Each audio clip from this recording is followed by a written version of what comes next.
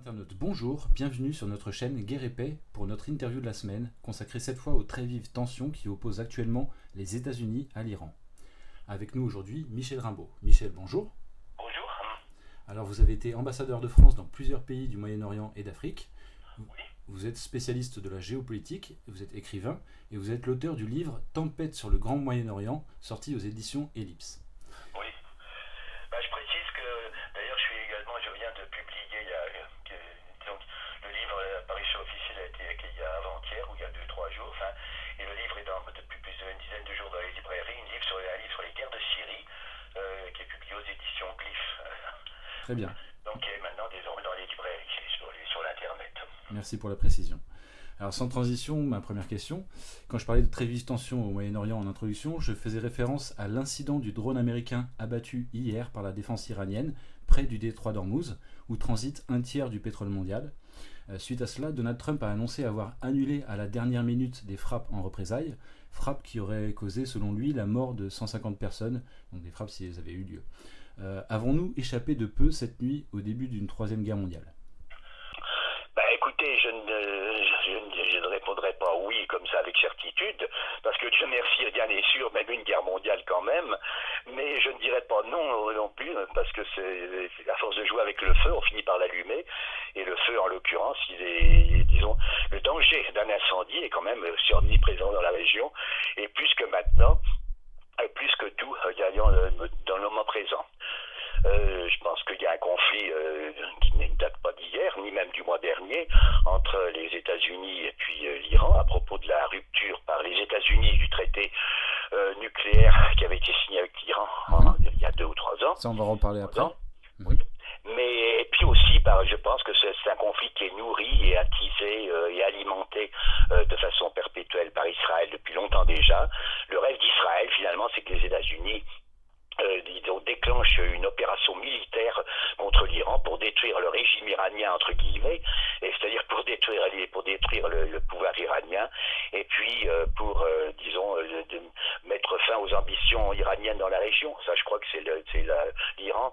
La Syrie est une bête noire d'Israël dans la région, mais aussi l'Iran est une autre bête noire qui est liée à la première d'ailleurs. Tous ces conflits sont liés. Bon. Alors, c'est les incidents qui ont lieu là. Alors donc ça c'est un conflit, on a peut-être échappé ou peut-être pas échappé. En tout cas, il faut mieux qu'on y ait échappé, même si le risque n'était pas. Mais le risque était très très très très grand quand même. On s'en serait aperçu qu'après on aurait pu analyser les raisons et les pourquoi et le comment. Mais Dieu merci, on se trouve dans un autre cas de figure.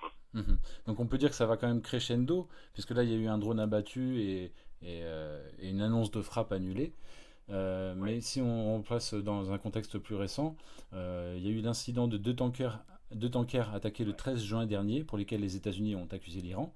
Il y a eu le sabotage de 2 navires au large de Fujairah le 12 mai dernier. Et le 14 mai, le New York Times révélait un plan présenté à la Maison-Blanche qui prévoyait l'envoi de 120 000 troupes au Moyen-Orient. Je cite, le ministre de la Défense américain vient de présenter à la Maison-Blanche un plan qui pourrait être appliqué en cas d'attaque iranienne contre des intérêts américains ou si Téhéran poursuit son programme nucléaire. La question c'est, l'Iran menace-t-elle vraiment les États-Unis comme ces derniers le prétendent? Et en fait, qui menace qui? Je crois que finalement, je pense qu'entre l'Iran et les États-Unis, que je sache, c'est pas les forces iraniennes qui sont en train d'encercler les États-Unis, mais l'inverse plutôt. Parce que les États-Unis et l'Occident de façon générale a l'art de transformer, de renverser les données du problème et de faire des agressés des agresseurs et des agresseurs des agressés. Donc ça, je pense que ça ne peut pas marcher, on peut pas y croire. Et en tout cas, en ce qui concerne le conflit la question entre l'Iran et les États-Unis, je répète, donc il y a la violation finalement d'un traité nucléaire et du droit international en reniant un engagement du côté de Washington, un engagement que les États-Unis avaient pris, et même pas seuls, c'est-à-dire ils veulent en quelque sorte, après ils accusent l'Iran d'être responsable, ça n'est pas vrai évidemment. Bon, c'est l'incendiaire qui crie au feu, ou bien le cambrioleur qui crie au vol. Bon. Mais de toute façon, je pense que c'est finalement toute cette sale aventure là de ces derniers jours que vous avez mentionné, suite à on dit que les Iraniens ont renoncé à abattre un avion d'accompagnement où il y aurait eu, je sais pas, 35 ou 37 personnes qui accompagnaient le drone. Heureusement qu'ils ne l'ont pas abattu parce que là, du coup, je crois qu'il y aurait eu, ça aurait été. Mais c'est la sagesse des Iraniens qui a fait que, disons, il n'y a pas eu de suite néfaste, qu'on a pu revenir en arrière. Alors, derrière, je pense, les allées et venues et la politique du chaud et du froid de Donald Trump, certains y voient une stratégie ou une tactique. Je trouve que c'est une tactique très dangereuse si tel est le cas.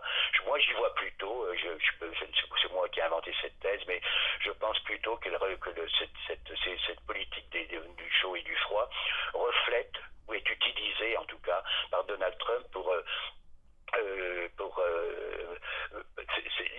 reflète la lutte au pouvoir, la lutte du pouvoir disons au sein de l'administration américaine. Trump est peut-être l'homme le plus puissant des États-Unis, mais est peut-être l'homme le plus puissant du monde, mais il n'est pas l'homme le plus puissant des États-Unis. Ça, c'est ce que l'on dit, ce qu'on peut dire de tous les présidents américains. Et autour de lui, il y a deux lobbies, enfin on dit qu'ils s'opposent, l'un dirigé par Jared Kushner, qui est le lobby sioniste, disons, donc le gendre du président, et c'est le lobby également néoconservateur, c'est également le parti de la guerre. Alors ce lobby inclut John Bolton, effectivement, qui est un néoconservateur tout à fait classique, extrémiste et pour le coup complètement fou, je pense. Ensuite, je sais pas, il y a un type quand même, c'est lui qui a fait venir, dit-on, autour de Trump, le vice-président Mike Pence, et puis le secrétaire, le dernier secrétaire d'État en date, c'est-à-dire Mark Pompeo, l'ancien chef de la CIA. Et on pourrait ajouter David Friedman, qui est l'ambassadeur des États-Unis en Israël. Et donc, en raison de la proximité traditionnelle entre Israël et les États-Unis, tout ce lobby est extrêmement puissant et extrêmement anti-iranien. Alors que la partie adverse, l'autre lobby, celui dont le destin a connu des hauts et des bas, c'était peut-être un lobby qui était plus proche des desiderata de Trump originels. C'était Steve Bannon, qui a eu un rôle éminent dans les premiers temps, qui a été plus ou moins écarté, ainsi que certains de ses successeurs, mais qui a parfois repris du poil de la bête, et qui lui avait une vision, on dit qu'il était animé par une sorte des fois de lobby catholique, j'allais dire peut-être, si on peut appeler les choses comme ça, des Irlandais, et donc qui s'opposait à l'autre lobby. Alors tout ça, Trump est perpétuellement menacé d'impeachment, il y a un coup d'État permanent contre lui, là-dedans il y a les militaires, on ne sait pas trop quel rôle il joue. Vous avez raison, vous avez évoqué ce plan. Le plan de mise en place d'une force de 120 000 hommes au cas où l'Iran, c'est-à-dire développerait ses capacités nucléaires ou bien attaquerait entre guillemets les forces américaines ou ferait semblant, ou disons on pourrait dire qu'ils les attaquent, eh bien ce plan aurait été conçu, dit-on, moi je pense que c'est un plan qui a été conçu par John Bolton. Il a été dénoncé d'ailleurs, je crois, le mois dernier, au mois de mai dernier, par un certain nombre d'officiers supérieurs américains, mais clandestinement, enfin disons de façon cachée, qui se sont opposés à ce plan en disant que c'était un très très mauvais plan, que c'était très très risqué. Ça, je crois que c'est il y a mais enfin, donc ça reflète cette lutte au sommet, disons, de l'État entre Trump, entre ce parti de la guerre et ce lobby sioniste et le parti de la guerre, si on veut, et puis de l'autre côté un lobby dont je n'oserais pas qualifier de lobby de la paix, enfin un lobby plus réaliste, qui est plus conforme aux vœux de Trump. Je crois que je fais partie de ceux qui pensent que Trump, finalement, ne veut pas la guerre. Il n'a déclenché aucune guerre, contrairement à ses prédécesseurs. Même ceux qui obtenaient le prix Nobel, comme Obama, avaient déclenché beaucoup de guerres, ou ceux qui ne l'avaient pas obtenu également. Trump n'a déclenché aucune guerre, malgré toutes les tensions et les fortes tensions au Moyen-Orient et ailleurs, et dans le monde, en Amérique du Sud, ou bien ailleurs, partout ailleurs dans le monde, en Corée, ou en Asie, ainsi de suite. Alors vous avez largement répondu déjà à ma troisième question, mais je vais quand même la poser. Oui. Pourquoi les États-Unis de Trump sont sortis de l'accord nucléaire pourtant signé par les États-Unis d'Obama? Et quel est le poids du lobby sioniste dans les décisions prises par l'actuel président américain? Je pense que le poids du lobby sioniste est très très très fort. C'est un poids traditionnel, il y a l'EIPAC, tous les lobbies que l'on connaît, mais dans l'entourage du président Trump, Vous avez cité déjà il agit à découvert en fait, puisque c'est le gendre du président qui en est un petit peu la figure emblématique, sinon le chef de file. Mais je pense que John Bolton, par exemple, ou le vice-président Mike Pence ou bien Mark Pompeo sont également, et David Friedman, par exemple, qui occupe des positions éminentes, sont également des pousses au crime et des va-t-en-guerre finis, qui sont à la fois néoconservateurs et souvent, disons, des proches de l'Église évangélique. L'Église évangélique étant le relais chrétien sioniste du sionisme. Voilà. D'accord. Alors si on part du principe, comme vous l'avez dit, que l'Iran, avant d'être l'ennemi des États-Unis, en tout cas l'ennemi déclaré par les États-Unis, c'est l'ennemi que Israël s'est déclaré. Oui. J'ai en mémoire la fameuse fausse citation de Mahmoud Ahmadinejad, comme quoi l'Iran souhaitait rayer Israël de la carte. Oui. Ça, c'est quand même une propagande très forte qui a été diffusée à très large échelle auprès de journalistes du monde entier. Il y a eu un article très précis et très détaillé sur cette opération de propagande qui avait été publié sur la revue internationale et stratégique, la publication de Pascal Boniface. C'était à l'été 2006. Pourquoi je cite cet exemple? Parce qu'il est très parlant, je crois, il est très fort, et de toute la propagande qui se déverse actuellement dans les médias mainstream. Est-ce qu'on peut en parler un petit peu de cette propagande? Écoutez, la propagande, le mainstream, c'est un peu le rôle de mainstream de faire de la propagande en faveur d'une politique belliciste des États-Unis et en faveur d'Israël dans la région pour maintenir sous pression, disons, toute cette immense région du que j'appelle le Grand Moyen-Orient, mais par ailleurs, dont tous les moyens de chantage et de mensonge, les false flags, les faux pavillons, les actions en faux pavillon sont monnaie courante, sont même des techniques de base. Alors vous parlez de la déclaration d'Ahmadinejad, par exemple, je pense que cette déclaration, elle a été souvent démentie par les Iraniens en disant qu'elle avait été retirée de son contexte, mais plutôt qu'on lui avait fait dire, peut-être par le biais de la traduction, quelque chose qu'il n'avait jamais dit en réalité. Alors je ne dis pas qu'Ahmadinejad était un ami d'Israël, ça serait probablement abusif. Non, néanmoins je ne pense pas qu'il avait dit il n'avait pas dit que l'Iran, qu'il fallait détruire Israël et le rayer de la surface de la carte. Je ne crois pas qu'il avait dit ça, comme vous l'avez évoqué d'ailleurs, hein, c'était un petit peu un mensonge propagé par le mainstream et qui a eu une vie tenace, comme tous les mensonges. Par contre, je crois que maintenant, toutes les attaques, par exemple, toutes les attaques que vous signaliez, qui sont bien réelles, hein, dans le golfe d'Oman et le détroit de Hormuz, sont bien, bel et bien, ont bien eu lieu, mais ce ne sont pas le fait de l'Iran. Probablement que ce sont des provocations. Je ne peux accuser personne parce que je n'ai pas de preuves, et que je ne suis pas un expert en la matière, mais enfin beaucoup de gens pensent et ont des raisons de penser, et je pense que je suis assez d'accord avec eux, que probablement il faut y voir des provocations, et sans doute peut-être, comme les provocateurs ne sont pas identifiés, il y aurait des Israéliens dans l'opération, que ce ne serait pas très très étonnant. Tout ça, on hume le false flag et disons la provocation derrière toutes ces affaires. Alors pourquoi je parlais Oublier que le plan de mise en... C'était une des conditions sine qua non de la mise en place de cet envoi de 124 ou 125 000 soldats américains vers le Moyen-Orient, c'est-à-dire autant qu'il avait été mis en place avant la deuxième guerre du Golfe pour l'invasion de l'Irak. C'est un peu symptomatique, et donc je pense que qui peut désirer ça, sinon Israël et les bellicistes, le camp de la guerre américain, donc les néoconservateurs, donc les Bolton, les Mike Pompeo, Mike Pence, et leurs relais évangéliques chrétiens sionistes aux États-Unis. Je crois que c'est ça. D'accord. Alors ce que je voulais évoquer à travers le discours médiatique, c'est qu'on a un discours, en tout cas en France, mainstream, qui est bien différent de celui qui avait cours avant la guerre en Syrie. C'est-à-dire qu'avant la guerre en Syrie, Le Monde en tête, le journal Le Monde, relayait la propagande pro-guerre, alors que là, quand même, vis-à-vis de l'Iran, on a des articles mainstream qui sont beaucoup plus pondérés, qui relayent la position américaine, mais en mettant des guillemets, en mettant du conditionnel, etc. Oui, vous avez raison, mais néanmoins, disons de facto, je pense que certainement que il y a le Trump, par ses déclarations et par son comportement, il y a une démarche de businessman, il y a finalement un slogan, c'est si vous voulez de la sécurité, il faut payer. Et en fait, l'Amérique plus grande, mais l'Amérique ne va pas payer, ne va pas être le gendarme du monde à titre gratuit, quoi. Mais on ne peut pas douter que s'il y avait un conflit, que les États occidentaux et européens se rangeraient servilement et bien gentiment, je dirais, derrière les États-Unis. D'ailleurs, ils n'osent pas s'opposer depuis le début dans l'affaire iranienne, ils n'osent pas s'opposer aux sanctions, aux menaces de sanctions de l'Amérique si ils ne coupent pas les ponts eux-mêmes ou s'ils ne prennent pas des mesures eux-mêmes pour se ranger aux sanctions extraterritoriales qu'imposent les États-Unis sur le reste de la planète. Les Européens s'y font. Alors après que la presse du mainstream se dédouane un peu de son bellicisme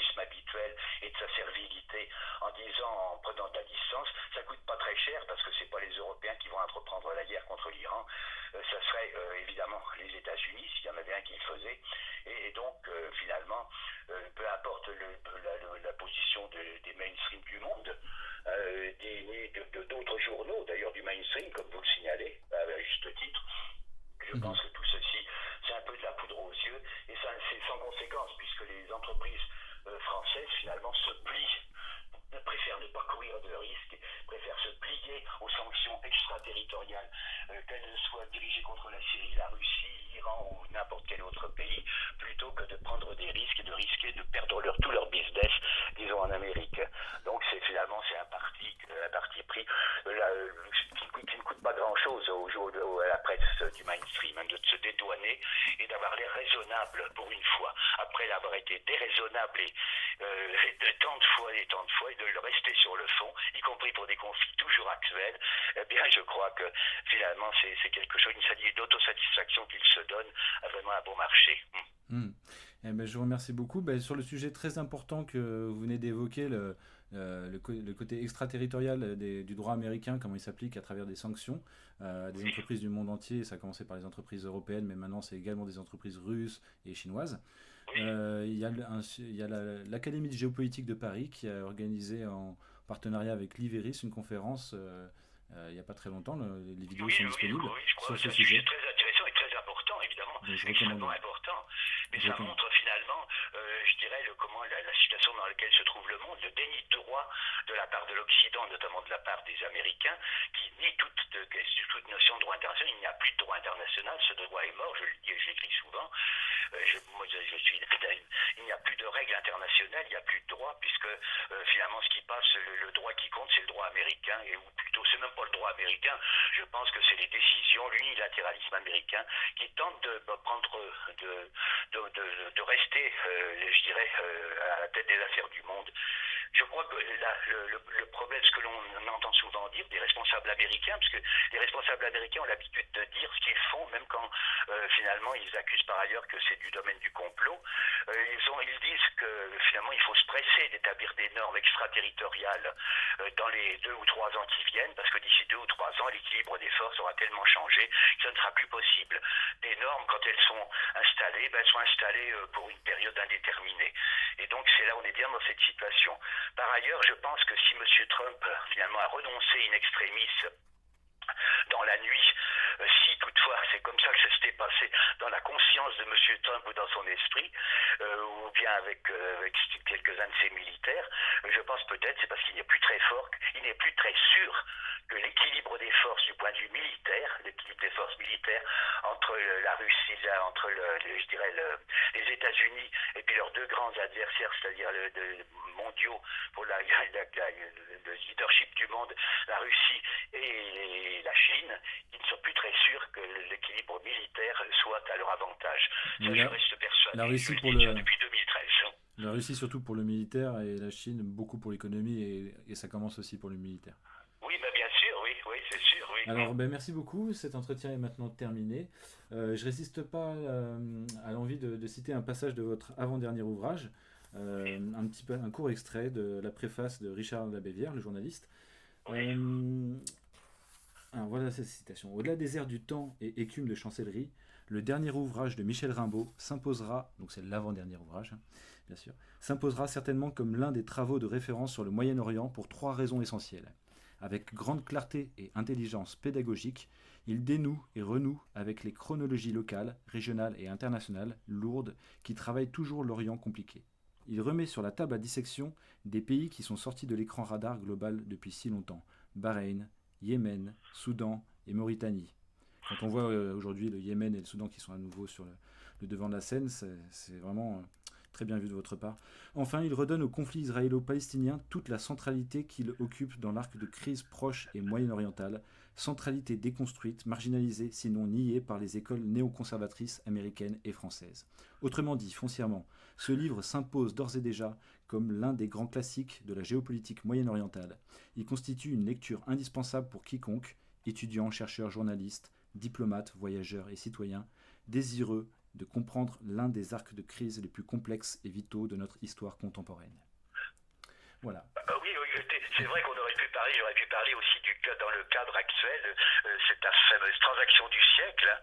Je pense qu'il y a, de mon point de vue, n'aura jamais lieu, mais enfin, qui a été une tentative de faire disparaître finalement un peuple entier de la carte, c'est-à-dire le peuple palestinien.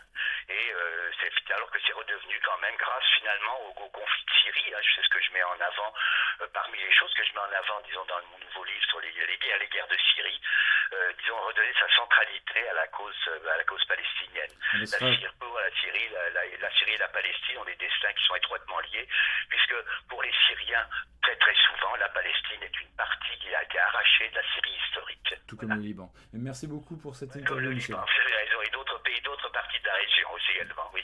Merci beaucoup, Michel, pour cette interview et à très bientôt. Merci, à très bientôt. Voilà, chers internautes, l'interview de la semaine est maintenant terminée. Vous pouvez nous aider via la plateforme Tipeee, car plus vous serez nombreux à nous soutenir et plus nous pourrons vous proposer des interviews régulièrement. Merci à vous et à la semaine prochaine.